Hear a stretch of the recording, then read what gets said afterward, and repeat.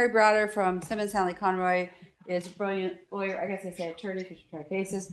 And he's going to talk about something that I hear often. It's about bankruptcies, the how, the why, and how they're used. And it's really important people understand. Thank you, Barry.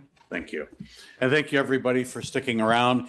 Today, when I talk about bankruptcies, I'm going to do it from the client's perspective. And that's what I love about ADAO and everyone that has started and everyone that spoke here today. It's been about the patients, the clients, the people that are affected, the families, what Harminder just did with the people up there where you saw their faces. And if you get a chance to look at the Shared Stories book that ADAO has, it's about the stories of what families have gone through, and that's why we're all here. The bankruptcy system started when Manville filed for bankruptcy back in 1982. They claimed they had a flood of lawsuits that they couldn't survive as a company, so they filed to avoid paying people in the civil justice system. Start of the beginning of a travesty. More and more companies said, we're going to take advantage of this system. And when Manville put in this company in bankruptcy, for example, now today, when we're going through this, whether it's Jessica, Greg, myself, or Jake, and we fight for our clients, you'll submit a claim for mesothelioma to the bankruptcy system under the JM Trust, and you'll get an award. It'll say $300,000, give or take, right? But you don't get that. The families don't get that check. They get what's called liquidated damages. So they get $14,500. Do you know how far that goes for the loss of a spouse, or when someone's sick and they need health care or they need transportation? Heck, I can imagine what parking is here at Mount Sinai. It doesn't go very far at all for that treatment. And more companies over time did this. They filed for bankruptcy. Some small companies that don't have assets, they file for bankruptcy, they liquidate, people get nothing. You can't sue them in the civil justice system. You can't file a claim against them. There's no backstop. There's some companies that will file where they're much smaller, and what they'll do is they'll get their insurance or they'll contribute some money. There was a New York company called Duradyne. They made asbestos duct connectors for HVAC people. Well, they put about $50 million in a trust, but when you talk about people with mesothelioma, that doesn't go very far. That company can't sue anymore, and there's this small trust that compensates people that worked with HVAC equipment. Again, it doesn't go very far at all. I had a client one time that had multiple bankruptcy claims as a part of their family's compensation, and she calls me up and says, Perry, something's wrong with your math. I know you're a great lawyer, but I don't think you know it on your accounting. She had totaled up her bankruptcy value, the full value, and said, I'm owed about $1 million. You're a little bit more. Well, she had already been paid, but it was the liquidated damages that didn't go very far. And that is a huge impact when you talk about companies avoiding liability, avoiding what they need to do to compensate people that they have harmed. And we've seen it. We've seen the other approaches. They're going to come up with tainting the science. They're going to attack the doctors, like we've seen with Dr. Selikoff. And other doctors have gone through this with subpoenas and lawsuits and the Card Clinic. This is just another tool in their kit to avoid compensating people, which we all know just is absolutely not fair.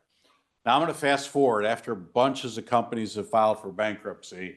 And if you ever want to take a look at it, you go to Dr. Barry Kesselman's book.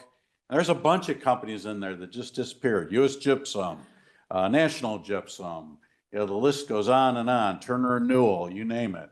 And again, they're very small trusts that are set up, but the companies are still trying to do that to this day.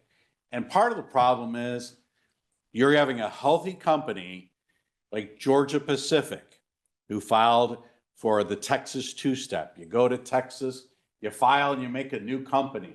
So you keep Georgia Pacific, the national company, and you create a company called Best Wall that's been gone for years.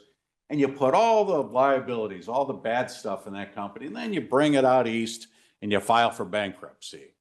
Well, Georgia Pacific has done that, Certainty and others, and it's called the Texas two-step. This litigation has been going on for 10 years to fight these companies, to get them either back in the tort system where they're to pay the people that they've harmed, or set up a trust where they'll compensate people. But you can imagine after a decade, we've lost the victim, we've lost their spouse, we're even losing their children. So when these trusts get set up, the grandchildren are going to get money? That just doesn't make any sense. And it's certainly not fair, and it's not where it's needed. So, we fight on behalf of the clients in the bankruptcy system. Lisa Bush at our firm is one of the leading experts in this area. She is absolutely one of the best, and has recently fought against Owens, Illinois, that went into bankruptcy. And they have a program that if you work with their pipe covering, you can file a claim. Now, you need an attorney is the best way to do it. You try and do it on your own. It's not very easy. And there's ways to do it. We can have deposition testimony from our client. We can have an affidavit of exposure. We can have coworkers that'll give us the evidence. We'll have family members that may be able to provide the evidence. There's things called site lists where the companies will set up and they'll say, hey, we agree. We were at US Steel in Gary, Indiana for these 25 years. And if your client worked there, you can submit a claim and get compensated. There's even a few, believe it or not, sites in the UK, and there's some in Japan and other places around the world. But you have to back this up with evidentiary evidence to get paid. It is not a perfect system, but it's something out there to help get compensation when you can't get full recovery in the civil justice system. And the problem is, it just doesn't do enough.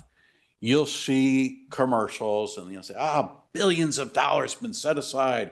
Please call us at this number and you're going to get compensation. You're not going to get that much. I mean, there's some there and the trust is set up, but these companies have avoided paying for things. People used to ask me when Owens Corning Fiberglass filed for bankruptcy, I don't get it. What do you mean they're bankrupt and we can't sue them for their product called Kalo? I'm still seeing their halftime commercials at the basketball game. The Pink Panthers on TV. And it's just, again, a way that has been set up to avoid it. Something that after Mandel filed is called 524G is the technical term, that these companies can file for bankruptcy. We have too many claims.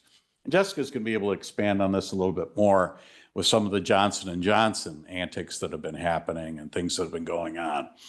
But when you say these things may not have a big impact, it actually does. And the story I want to share with you is one of our clients, Gary and I represent this family years ago. She got one of her first settlements, happened to be a bankruptcy settlement. And she wanted to take a trip with her family to be able to say her goodbyes. So she gets on a plane from Minneapolis. Back then it was old Northwest. They flew to Las Vegas. They went to dinner. They went to some shows, and they had some laughs and had some really good moments. And she was able to say goodbye with those funds. Not going to her grandchild, because, the fund wasn't set up. She got that money where she was able to say goodbye. She flew home. Flight attendant says, Ms. Colander, time to put your seat up.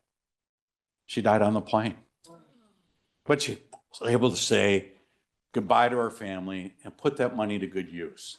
So when these companies cry about all these lawyers and these corrupt clinics and these unfair doctors and these bad scientists put us into the bankruptcy system, don't listen to that. Like Shep had mentioned earlier, this is where you shine the light on it and you show when people have been wronged. And this is where we keep this fight going. And bankruptcy is just another mechanism to help compensate people. That was the shortest one you could ever do on this topic. If anyone has any questions, you can call any of us. Call me at Simmons Firm. Shoot me an email, Linda has it, or call my cell, 618-407-3870. Certainly more than happy to answer some questions on that. And thank you for your time.